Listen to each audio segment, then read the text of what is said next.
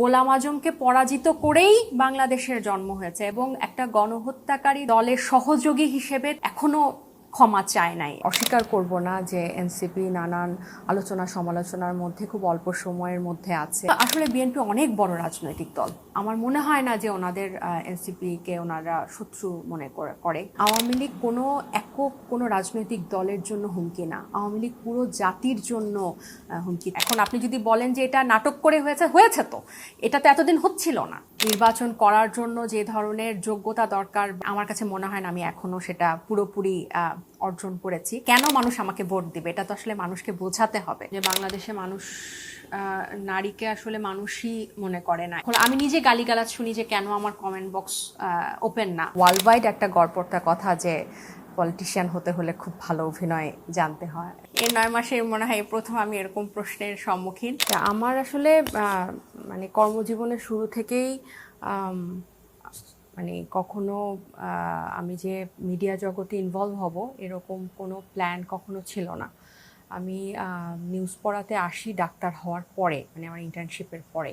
এটা একদম প্ল্যান ছাড়া হয়েছে, কিন্তু আমি কোনো একটা ইচ্ছা হয়তো মনের ভিতর কোনো কালে ছিল। সো ওটা যখন আমি সুযোগ পেলাম এবং আমি দেখলাম যে আমি পারছি কাজটা করতে, পরবর্তীতে আমি ডাক্তারির পাশাপাশি নিউজ পড়াটা চালিয়ে গেছি প্রায় দীর্ঘ 1 যুগের মতো। কিন্তু মডেলিং বা অভিনয় তো খুবই অল্প করা হয়েছে। এটা আসলে ওই নিউজ পড়া থেকেই কিন্তু দেখা গেছে যে ডিরেক্টররা স্ক্রিনে দেখে কাস্ট করেছে। আমার মনে হয় এখন অনেক নিউজ প্রেজেন্টারই মডেলিং করে এবং বিভিন্ন অভিনয়ের সাথে যুক্ত বা বিভিন্ন কন্টেন্টের সাথে যুক্ত, কারণ এখন অনেক ধরনের কাজই আসলে হয়। সো আলাদা করে অভিনয়টাকে আমি কখনোই বা মডেলিংটাকে কখনো পেশা হিসেবে, যদিও প্রফেশনালি মডেলিং করেছি কিন্তু কখনো পেশা হিসেবে চিন্তা করি নাই। জুলাইয়ের পরে মানে খুব ডিপলি আমি ইনভলভ হয়ে গেছি এবং আমার কাছে মনে হয়েছে যে যে মানে কেন না আমি অ্যাটলিস্ট কিছু যদি করতে পারি যাতে এই জুলাইয়ের যে বীভৎস, মানে একটা মানুষ ক্ষমতায় থাকার জন্য নিজের দেশের মানুষকে, শুধু মানুষ তো না, মানে একদম শিশু থেকে শুরু করে বাচ্চা বাচ্চা ছেলে মেয়েদেরকে মেরে ফেলছে শুধু ক্ষমতায় থাকার জন্য। মানে কতটা ভঙ্গুর আমাদের এই রাষ্ট্র কাঠামো বা এই ক্ষমতার এই পুরো ব্যাপারটা, যে নিজের দেশের মানুষকে মারতে হচ্ছে। তো এগুলো আসলে আপনি টিভিতে দেখেন, সিনেমায় দেখেন বা গল্প শুনেন অন্য দেশেরটা, এটা একটা জিনিস, কিন্তু নিজের চোখে এটা এক্সপিরিয়েন্স করার পর আমার কাছে মনে হয় যে আমার ভিতরে খুব বড় ধরনের একটা চেঞ্জ আমার নিজের অজান্তেই চলে আসছে এবং সেটাকে আমি মানে আসলে যেতে দেই নাই, মানে আই ডিডন্ট লেট ইট গো। আমি আমার পরে মনে হয়েছে যে আমি এটাতে ইনভলভ হই। সেটা যে আসলে সরাসরি রাজনীতিতে ইনভলভ হব সেটাও আবার কিন্তু ছিল না। প্রথমত জাতীয় নাগরিক কমিটির একটা প্ল্যাটফর্মে যুক্ত হই, কিন্তু ওখানে কাজ করতে করতেই পরবর্তীতে আমি আস্তে আস্তে এখানে চলে আসা এবং এটাও এই রাজনীতিতে যুক্ত হওয়া বা এই সিস্টেমে কে চেঞ্জ করার একটা তীব্র আকাঙ্ক্ষা থেকেই আপনি বলতে পারেন যে আমার এখানে যুক্ত হওয়া। আমার যুক্ত হওয়াতে হয়তো খুব আহামরি কোনো কিছুই চেঞ্জ হবে না, কিন্তু তারপরও নিজেরকে কে নিজের যে একটা ইচ্ছা যে আমি অ্যাটলিস্ট কিছু অন্তত যদি কন্ট্রিবিউট করতে পারি এটার মাধ্যমে, সো সেটাকে বাস্তবায়ন করার জন্যই চলে আসা। জন্ম চট্টগ্রামে, আমি একদম পুরোদমে চট্টগ্রামের মেয়ে। আমার স্কুল ছিল ক্যান পাবলিক, আর চিটং কলেজে পড়েছি পরবর্তীতে, আর এরপর মেডিকেলে চান্স পেয়েছিলাম কুমিল্লা মেডিকেল কলেজে, আর এরপরে আবার মাইগ্রেট করে চিটং মেডিকেলে ইন্টার্নশিপ শেষ করে এরপর ঢাকায় বাকি কর্মজীবন আমার ঢাকাতে। পরিবার হচ্ছে আমার বাবা ছিলেন একজন চিকিৎসক, শিশু বিশেষজ্ঞ। চট্টগ্রাম মেডিকেল কলেজে থেকে উনি পড়ালেখা করেছেন। আমার মা আমাদের ঘর সামলানো, মানে বলতে পারেন যে I am made of my mother. আমার মায়ের হাতেই আমার পুরো সব কিছু। আর আমার একটা ছোট বোন আছে, ছোট এই। আর আমার হাজব্যান্ড হচ্ছে, সেও একজন চিকিৎসক। সে একজন বেসরকারি হাসপাতালে আইসিইউ এবং মেডিসিনের বিশেষজ্ঞ। আচ্ছা, আমি যেহেতু রাজনীতিতে একেবারেই নতুন, সো রাজনীতিবিদ হিসেবে অভিনয় করতে গেলে আমাকে মানে এটার কোন কোন ক্ষেত্রে অভিনয় করতে হয়, কেন অভিনয় করতে হয়, এগুলার অনেক কিছু জানতে হবে। সো আমার মনে হয় যে একটা পথ পাড়ি দিতে হবে তারপর রাজনীতিতে অভিনয় করার জন্য, যেটা আমি কখনোই করতে চাই না। এবং আমার যে স্বভাব বা আমার আশেপাশের মানুষজন আমাকে যেভাবে বলে, যেভাবে ডিসক্রাইব করে, আমার পক্ষে আসলে প্রিটেন্ড করা বা এই অভিনয় করাটা কষ্টই হবে। পলিটিশিয়ানরা আসলে এটা তো মানে শুধু বাংলাদেশের প্রেক্ষিতে না, মানে এটা একটা কমন পুরো ওয়ার্ল্ড ওয়াইড একটা গড়পড়তা কথা যে পলিটিশিয়ান হতে হলে খুব ভালো অভিনয় জানতে হয়। কিন্তু আমি জানি না আমার ক্ষেত্রে এটা কতটা আমি পারবো, এবং এটার জন্য আমাকে মনে হয় পেনাল্টিও খেতে হবে। খুব বেশি এটাতে অস্বীকার করব না যে এনসিপি নানান আলোচনা সমালোচনার মধ্যে খুব অল্প সময়ের মধ্যে আছে, এবং অনেকের কাছে হয়তো মনে হচ্ছে যে এনসিপি যে আশা নিয়ে যে প্রতিজ্ঞা নিয়ে যাত্রা শুরু করেছিল হয়তো ওইদিকে যাচ্ছে না, বা বিভিন্ন সংশয় তৈরি হচ্ছে এনসিপিকে নিয়ে। এটা যে সত্যি না, আমি এটা অস্বীকার করব না, এই আলোচনা বা এই সমালোচনাটা আছে। কিন্তু আমি যদি মানে আপনাকে যে মোটা দাগে কয়েকটা ডিফারেন্ট আমি যদি বলতে চাই যে আমরা অন্য পুরনো রাজনৈতিক দলগুলো বা পুরনো রাজনৈতিক বন্দোবস্ত থেকে কীরকম আলাদা। আমাদের এখানে প্রথমত আপনারা সবাই জানেন যে এটা একটা ছাত্র তরুণদের একটা দল, এবং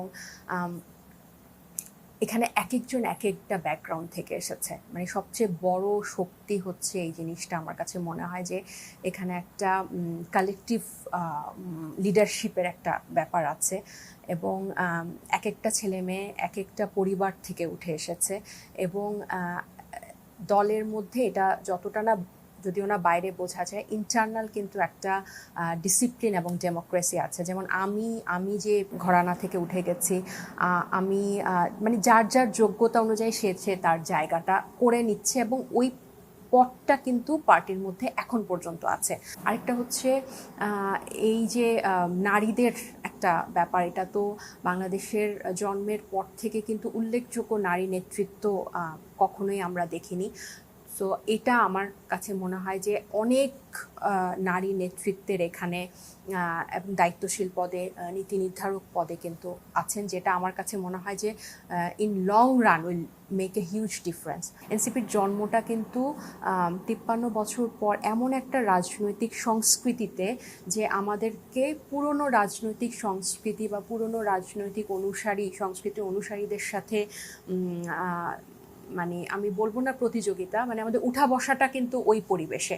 সো ওদের থেকে যে আমরা নিজেরা আলাদা, এটা মানুষকে বুঝাতে, ইনফ্যাক্ট দলের মানুষকেও বুঝাতে কিন্তু একটু সময় লাগবে। সো দুই একজনের কারণে হয়তো দেখা যায় যে পুরো রাজনৈতিক দলটাকে ওই লেন্সে ফেলে দেওয়া হয় যে আপনারা তো সেই পুরনো কাজই করছেন। সো আমরা যে আসলে পুরনো কাজ করছি না, বা আমরা এটাকে যে অ্যাড্রেস করছি, যারা যারা এই পুরনো সংস্কৃতিটা চর্চা করছে বা কোনো ধরনের অনিয়ম দুর্নীতির যেসব অভিযোগ আসছে সেগুলোকে যে অ্যাড্রেস করছে, এবং এটার যাতে পুনরাবৃত্তি না হয়। আমি ব্যক্তিগতভাবে মনে করি যে আপনি অ্যাড্রেস করলেন, শাস্তি দিলেন, বহিষ্কার করলেন, এটা কিন্তু আসলে সমাধান না, এটা যাতে রিপিট না হয়। এনসিপির আমাদের যেহেতু ছাত্র 3 জন উপদেষ্টা সরকারের কাছে উপদেষ্টা মণ্ডলী পরিষদে ছিল। সো এটা আপনার আপাতদৃষ্টিতে মনেই হতে পারে যে ওনারা এনসিপির প্রতিনিধিত্বকারী হিসেবে ওখানে আছে, কিন্তু ওনারা আসলে গণ অভ্যুত্থানে নেতৃত্ব দানকারী 3 জন নেতা এবং তার প্রতিনিধি হিসেবে আছেন। এবং আনুকূল্য যদি বলেন, ওরকম স্পেসিফিক আনুকূল্য যদি পেত, তাহলে আমার মনে হয় না যে আন্দোলনের জন্য রাস্তায় নামতে হতো, বা এর আগে আমাদের জুলাই ঘোষণাপত্রটা হলো না, এরপর রাষ্ট্রপতি অপসারণে আমরা কোনো কুলকিনারা করতে পারলাম না, এবং আমরা এত জনদুর্ভোগ এই পৌরসভা পর্যায়ে, উপজেলা পর্যায়ে, আমরা স্থানীয় সরকার নির্বাচনটা এখনো পাচ্ছি না, মানে এটাতে রাজি হচ্ছে না। আমাদের মৌলিক সংস্কারগুলো, যেগুলো উপর বাংলাদেশের পরবর্তী গণতন্ত্র দিকে যে আমাদের যে যাত্রা, এই পথটা যেই সংস্কারগুলোর উপর দাঁড়িয়ে সেটাতে আমরা একমত হতে পারছি না, এবং সরকারও সবাইকে এটাতে একমত করতে পারছে না রাজনৈতিক দলগুলোকে। তো আমাদের যদি আনুকূল্য হতো, আমার তো মনে হয় যে এত বেগ পেতে হতো না, এগুলো অনেক আগেই আমরা করে ফেলতে পারতাম। ৭১ হচ্ছে আসলে নন নেগোশিয়েবল, ৭১ আমাদের ভিত্তি। ৭১ আপনি যেরকম প্রশ্ন করছেন, আপনি যতটুকু ৭১কে ধারণ করেন, এনসিপি বা আমি বা এনসিপি প্রত্যেকটা মানুষ ৭১কে ওরকম ধারণ করেন। কারণ দেখেন, মুক্তিযুদ্ধের মাধ্যমে আমরা একটা স্বাধীন ভূখণ্ড পেয়েছি, বাংলাদেশটার জন্মই হচ্ছে ৭১। আপনি যদি ওটাকে নিয়ে প্রশ্ন করেন, এরপরে আর কি তাহলে তাহলে তার বাকিটা আর কোনো মানে ওটার পরেই তো বাকি অধ্যায়গুলা সূচনা হয়েছে বাংলাদেশের জন্মের পর। তো আপনি যদি জন্মটাকে নিয়েই প্রশ্ন করেন, তাহলে তো আর বাকির পথ চলাটাই পুরাটার কোনো দরকারই নাই। সরকারটা হচ্ছে গণ অভ্যুত্থানের থেকে বের হয়ে আসা পরে একটা অন্তর্বর্তী সরকার, এবং একটা ঐতিহাসিক সময়ে এই অন্তর্বর্তী সরকারটা গঠিত হয়েছে। সো তাদের কাছ থেকে আমাদের যে প্রত্যাশা গণ অভ্যুত্থানপন্থী হবে, এই ওনাকে যেতে দেওয়ার এই প্রশ্ন, এটাতে কিন্তু আমাদের আস্থাটা, মানে আমাদের সংশয় অনেক বেড়ে গেল। এবং আপনি যে প্রশ্নটা আগে করলেন যে অনুকূল্যে আছে কিনা, যদি এটা হতো তাহলে তো আমার মনে হয় না যে এই জিনিসটা কোনো ছাত্র জনতা মেনে নিত, যে উনি তো মানে সরাসরি উনি আসলে দোষর ছিল, এবং উনি একজন হত্যা মামলার আসামিও, এবং একটা পুরা পাপেটের মতো একটা রাষ্ট্রপতি উনি ছিল, যে প্রধানমন্ত্রীর কথা ছাড়া এক চুলও নড়ত না। সো এই পুরো বিষয়টা কিন্তু আমাদের এক ধরনের সংশয় প্রকাশ করে, যার প্রেক্ষিতেই কিন্তু আমরা পরবর্তীতে বাংলাদেশের মানুষ কিন্তু রাস্তায় নেমে আসে এবং আওয়ামী লীগের নিষিদ্ধের প্রশ্নে সরব হয়। সো এখানে আমার কাছে মনে হয় না যে দুই উপদেষ্টার এটার একক এটা দায়ী, এটা পুরো সরকারের ব্যর্থতা। আমি এর আগেও বলেছি, এটা পুরো সরকারের ব্যর্থতা যে ওনারা অভ্যুত্থানের ম্যান্ডেট নিয়ে ক্ষমতায় গেছে, এবং এই অভ্যুত্থান পরিপন্থী কোনো, মানে এটার এগেনস্টে কোনো কাজ করছে। আসলে বিএনপি অনেক বড় রাজনৈতিক দল। বিএনপির একটা পারিবারিক রাজনৈতিক ইতিহাস আছে, তাদের জনপ্রিয়তা অনেক বেশি, তাদের ব্যক্তিকালও অনেক বেশি, অভিজ্ঞতা অনেক বেশি, অনেক বর্ষিয়ান নেতা আছেন ওখানে, ত্যাগী নেতা আছেন। সবচেয়ে বড় কথা, বাংলাদেশে মানে অন্যতম নেত্রী, যাকে মানে আপসহীন নেত্রী বেগম খালেদা জিয়া, উনি এখনও বেঁচে আছেন। সো ওনার সাথে আসলে ওই তুলনায় এনসিপি একেবারেই নতুন। তো আমার মনে হয় না যে ওনাদের এনসিপিকে ওনারা শত্রু মনে করে। গত 20শে নভেম্বর উপদেষ্টা পরিষদে যখন আইসিটি থেকে এই দল হিসেবে বিচার করার বিধানটা যখন বাদ দেওয়া হয়, ওনারাই এটাতে সবচেয়ে বেশি সরব হবেন। কিন্তু আমরা, এটা খুব দুঃখজনক যে ওনারা এরকম কোনো কিছু আমরা দেখি নাই, বরং উল্টা ওনারা এটাতেও আমজনতার সাথে সামিল হন না। এটা দুঃখজনক। যদিও পরবর্তীতে ওনাদের বেশ কয়েকজন নেতার মুখে শুনেছে যে গত 10ই ফেব্রুয়ারি ওনারা প্রধান উপদেষ্টাকে একটা চিঠি দিয়েছেন। এই চিঠির কথাটাও কিন্তু খুব আশ্চর্যজনকভাবে এর আগে শুনি নাই, এর পরেই শুনলাম। সো মানে এই জায়গাটাতে অবশ্যই আশাহত যে ওনাদের কিন্তু এটা ওনারা ব্যাখ্যা করেন যে এটা ওনাদের দলগত স্ট্র্যাটেজি বা রাজনৈতিক স্ট্র্যাটেজি। কিন্তু আমার কাছে মনে হয় না যে আওয়ামী লীগের মতো একটা গণহত্যাকারী দল এবং সন্ত্রাসী দলের ব্যাপারে কোনো মানে তাদের ব্যাপারে কঠোর হওয়ার বিষয়ে কোনো ধরনের বুকিশ রুলস রেগুলেশনের অ্যাপ্লিকেশন মানে দেওয়া উচিত বলে আমার মনে হয় না। আমি আশা করেছিলাম যে ওনারা অগ্রগামী ভূমিকা পালন করবে এই আন্দোলনটাতে। হ্যাঁ, এটা গতকালও একটা টক শোতে আমার সহ আলোচকরা বলছিলেন যে এটা একটা নাটক ছিল। সো ওখানে আমি যেভাবে উত্তর দিয়েছি, আমি যে নাটক, যে সিনেমা, যে স্ক্রিপ্ট আওয়ামী লীগকে নিষিদ্ধের ব্যাপারে, আওয়ামী লীগকে দলগতভাবে বিচারের জন্য আইন আইসিটিতে অন্তর্ভুক্ত করে, যে নাটক বা যে স্ক্রিপ্ট বা যে যাই বলেন আপনি, যে ড্রামা আওয়ামী লীগের ব্যাপারে শক্ত অবস্থানে যায়, সেটা নাটক হলেই ভালো, মানে যাই হোক। কারণ হচ্ছে এইটাকে আপনি কিভাবে ডিজাইন করবেন, এই প্রশ্নে আপনি কিভাবে আপোষ করবেন, এটাকে আপনি যেই নাম দেন সেটাই। এখন আপনি যদি বলেন যে এটা নাটক করে হয়েছে তো এটা তো এতদিন হচ্ছিল না, এটা তো এতদিন হচ্ছিল না। সো এটা এক একজন এক একভাবে বলতে পারে। আমরা আশা করছি যে ওনারাই সেই আন্দোলনে নেতৃত্ব দিবে বা এটাকে আরো জোরালো করবে। কিন্তু ওনারা যদি এটাকে ব্যঙ্গ করে নাটক বলে, তাহলে নাটকই চাই, মানে কি করব। আপনাদের আন্দোলন বলতে এনসিপির আন্দোলন না, পুরো সবার যে আন্দোলন, এটা আওয়ামী লীগ প্রশ্নে কিছুদিন আগে এই হলো। এখানে খুবই আনফর্চুনেটলি এবং খুবই দুঃখজনকভাবে এই স্লোগানটা আসছে, এবং এটার সাথে সাথে আমরা কিন্তু এটাকে ডিজোন করেছি। কারণ এটা না, মানে এনসিপি যেহেতু এখন খুব আলোচনা সমালোচনার মধ্যে, তো এনসিপি যেখানেই অবস্থান করবে সেই সংশ্লিষ্ট সব কিছু দায়িত্ব এনসিপির উপর চাপিয়ে দেওয়ার একটা প্রবণতা আমরা দেখছি। সো আর এটা দিয়ে আবার ওই ট্যাগিংয়ের একটা রাজনীতিতেই যেটা করে আওয়ামী লীগ টিকে ছিল, সো এটাকে কিন্তু আমরা সাথে সাথে ডিজোন করেছি। জামাত ইসলাম বলেন বা ছাত্র শিবির বলেন, তারা কিন্তু জুলাই গণ অভ্যুত্থানে অংশ নিয়েছিল, এবং গত 15 বছর তাদের উপরে এই জামাত শিবির ট্যাগ দিয়ে কিন্তু তাদেরকে শুধু নির্যাতন করা হয় না, হত্যার মতো ঘটনা ঘটেছে। কিন্তু তার মানে এই না যে এটা দিয়ে এবার মানে এটা লেজিটিমেট হয়ে গেল যে এবার আপনি মুক্তিযুদ্ধকে অবহেলা করে বা অস্বীকার করে কোনো বক্তব্য দিতে পারেন। কারণ গোলাম আজমকে পরাজিত করেই বাংলাদেশের জন্ম হয়েছে, এবং একটা গণহত্যাকারী দলের সহযোগী হিসেবে তারা কিন্তু এখনো ক্ষমা চায় নাই, এবং তাদের বিভিন্ন বর্ষিয়ান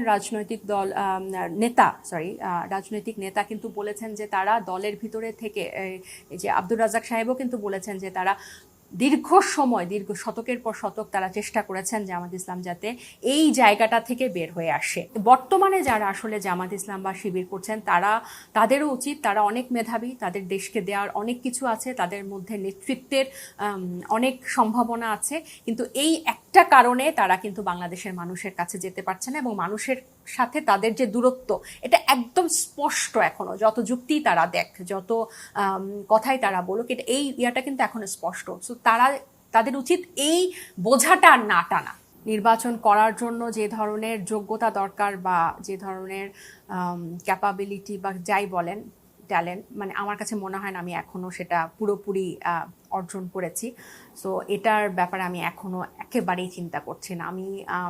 কারণ আমি একদম নতুন এখানে, এবং অনেক ভুল হচ্ছে, কিন্তু আমি শেখার চেষ্টা করছি। এটা আমি একদম আমার অনেস্ট পার্সোনাল কনফেশন বলতে পারেন, যে একটা তাড়াহুড়া করে একটা আসন থেকে নির্বাচন করলাম, তারপর এই পন্থায় ঢুকে গেলাম কোনো কিছু, মানে মানুষের সাথে তো আসলে মানে কেন মানুষ আমাকে ভোট দিবে এটা তো আসলে মানুষকে বোঝাতে হবে। তো আমি তো সেই সময়টা পাইনি। তো আমি চাই না এই ধরনের রাজনীতি করতে। এরকম আমি আসলে কখনোই মানে এই 9 মাসে মনে হয় প্রথম আমি এরকম প্রশ্নের সম্মুখীন। যেহেতু আমি ডাক্তার, স্বাভাবিকভাবেই আসলে আসে যে স্বাস্থ্য নিয়েই হয়তো আমি কাজ করতে চাইবো, কিন্তু ডাক্তারের আগে আমি একজন নারী, তারও আগে আমি একজন মানুষ। বাংলাদেশে আসলে নারীদেরকে মানুষই আমার মনে হয় এখনো ভাবা হয় না। সো নারীদের নিয়েই কাজ করতে চাইবো। এখন আপনি দেখেন মাঠ পর্যায়ে ওই ইএনওই কিন্তু সব ইউনিয়ন দেখছে, পৌরসভা দেখছে, উপজেলাও দেখছে, সবই, মানে জেলা প্রশাসকরাও কিন্তু খুবই ওভারবার্ডেন। সো আর যেহেতু নির্বাচন কথা চলছে, সবচেয়ে বেশি নির্বাচনের কথাই চলছে, তো স্থানীয় পর্যায়ে নির্বাচনটা হয়ে গেলে কিন্তু স্থানীয় প্রতিনিধিরা আসলে কিন্তু অনেক বিষয়ের সুরাহা কিন্তু হয়ে যায়, এবং অনেক উপকারটা, লাভটা কিন্তু জনমানুষেরই হয় স্থানীয় পর্যায়ে।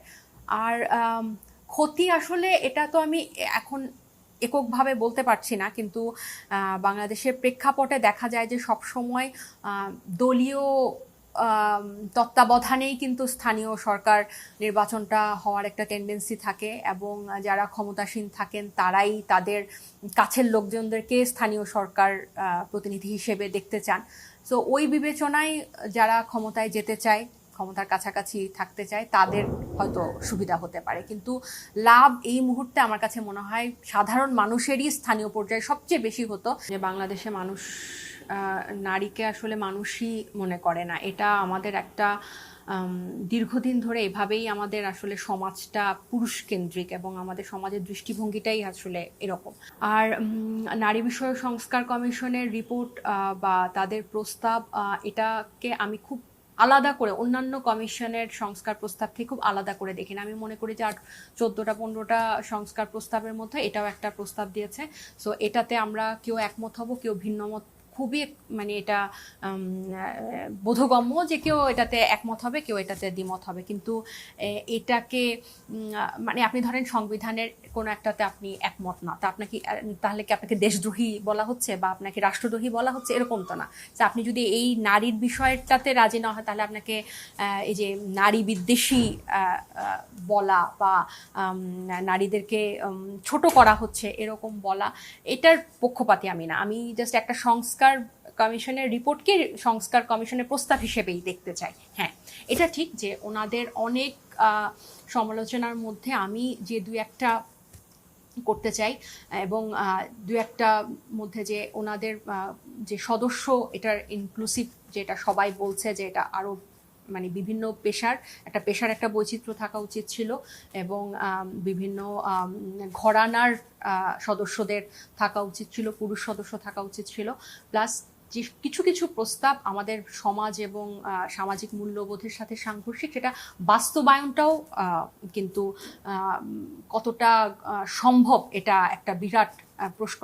শুধু আমি রাজনীতিবিদদের বা জুলাই ফ্রন্টলাইনারদের বলবো না, আপনি কোন ক্ষেত্রে কোন নারী এটা থেকে মুক্ত? আপনি যারাই পাবলিক প্ল্যাটফর্মে আছে, এখন কিন্তু সোশ্যাল মিডিয়াতে সব কন্টেন্ট ক্রিয়েটাররা থাকেন, অভিনেত্রীরা থাকেন, বিভিন্ন সাধারণ মানুষও, মানে কোনো মেয়ের কিন্তু কমেন্ট বক্স খোলা রাখার আমার কাছে মনে হয় এটা একটা বিশাল সাহসের ব্যাপার, যে অনেক কিছু সহ্য করে এটা খোলা। আমি নিজে গালিগালাজ শুনি যে কেন আমার কমেন্ট বক্স ওপেন না, মানে কেন এটা রেস্ট্রিক্টেড। সো আমার কাছে মনে হয় না যে শুধু গুটি কয়েক নারীর জন্য আমি এই কথাটা বলবো। বাংলাদেশের সাইবার স্পেসে নারীদের নিরাপত্তা এটা অন্যতম মানে একটা কি বলবো অন্যতম ইস্যু, এবং সাইবার সুরক্ষা অধ্যাদেশ কিন্তু সংশোধন হয়েছে। আমরা এটাতে কিন্তু এই বেশ কিছু আইন আমরা অন্তর্ভুক্তি দেখেছি যেটাতে এই ব্যাপারে সরকার পদক্ষেপ নিচ্ছে। তো এটা খুবই আমি সাধুবাদ জানাই। কিন্তু আপনি যদি মূল্যায়ন করতে বলেন, এটার জন্য দীর্ঘমেয়াদী আসলে মানুষের সামাজিক একটা শিক্ষা লাগবে এবং দৃষ্টিভঙ্গির পরিবর্তন লাগবে। কারণ আপনি একজন নারীকে মানুষ সবসময় অ্যাটাক করে তার এই চরিত্র হরণ করে এবং খুবই যৌনাত্মক মন্তব্য করে, জিমিন করে, মানে নারীকে অ্যাটাক করার মূল অস্ত্রই হচ্ছে এটা। সো এটার আপনার একটা বিশাল একটা সামাজিক একটা পরিবর্তন না আসলে এটা, এবং এটার জন্য এখন আপনি বলেন যে এটা কিভাবে আসবে, এটার জন্য প্রত্যেকটা মানুষকে সচেতন হতে হবে এবং নারীদেরকেও সচেতন হতে হবে। আমরা কিন্তু অনেক সময় দেখি নারী হয়েও নারীকে তারা এ ধরনের বাজে মন্তব্য করছে বা অ্যাটাক করছে, এ ধরনের বিভিন্ন গালি দিয়ে ট্যাগিং দিচ্ছে, মতের সাথে না মিললেই তাকে বিভিন্ন খুবই মানে এগুলো তো বলার মতো না, এই ধরনের শব্দচয়ন হচ্ছে। সো এটার জন্য প্রত্যেককেই সচেতন হতে হবে, এবং এই জিনিসটা যতদিন এবং এই আইনগুলোর প্রয়োগ দেখাতে হবে। যদি এটা বাস্তবায়ন হয় তাহলে এটা একটা পর্যায়ে গিয়ে এটা কমবে। তাদেরকে আসলে আমি বলতে চাই যে আমাদের উপর আস্থা রাখতে। কারণ হচ্ছে আমি শুরুতে মনে হয় বলছিলাম যে আমাদের সমালোচনাটা বেশি হয়, মানে ভালো জিনিসগুলা সামনে আসে না। আমাদের এখানে এমন অনেক নেতা নেত্রী আছেন একদম ফ্রন্টলাইনেরই, যারা হয়তো মানে ঢাকা শহরে বাসা ভাড়া দিতে পারবে না দেখে ফ্যামিলিকে ঢাকার বাইরে রেখেছে, কারণ বাসার ফ্যামিলির কারোর কাছ থেকে হেল্প নিয়ে কোনোভাবে চলছে। বাচ্চা হয়েছে, বাচ্চাকে সম্পূর্ণ মা হয়তো লালন পালন করছে, সে সময় দিতে পারছে না, সারা রাত হয়তো কাজ করছে, আর এত ইস্যু। সো একদম ডেডিকেটেড অনেক ছেলে মেয়ে কিন্তু, অনেক তরুণ কিন্তু এই দলে আছে। হয়তো তারা এখনো পুরোটা মানে আপনাদের সামনে আসতে পারে নাই বা মানুষ এখনো চেনে নাই।